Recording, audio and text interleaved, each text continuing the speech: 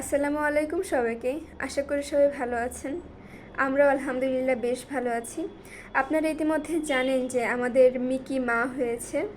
মা এবং বাচ্চারা আলহামদুলিল্লাহ সবাই সুস্থ আছে।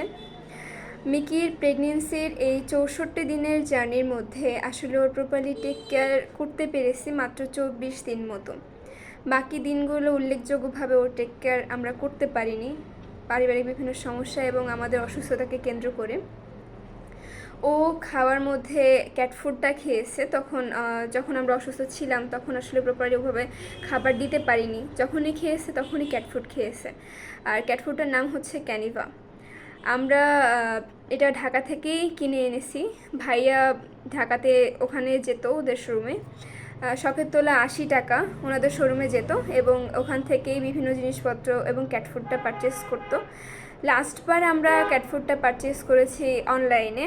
ওনাদের প্রোডাক্ট যেমন আপনারা দেখবেন ওভাবেই আসলে সেম প্রোডাক্ট আসলে পাওয়া যায়। ওর বাচ্চা হতে দেরি হওয়ার কারণে আমরা বেশ ভয়ে ছিলাম। আসলে 2 তলাতে অনেক গরম হওয়ার কারণে ও প্রায় সব সময়ই এসিতে থাকতো।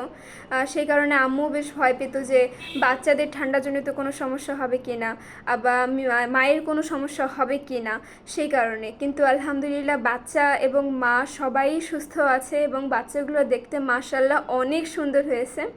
আমরা আসলে যেরকম কালার এক্সপেক্ট করতাম বা যেরকম বেবি আসলে আশা করতাম ঠিক সেরকমই হয়েছে। আপনারা সবাই আমাদের পুরো পরিবারের জন্য দোয়া করবেন আর আমাদের ছোট সদস্যগুলোর জন্য দোয়া করবেন, ওরা যেন সুস্থভাবে বড় হতে পারে। আপনাদের সকলের জন্য শুভকামনা রইল। ভালো থাকবেন সবাই। আল্লাহ হাফেজ।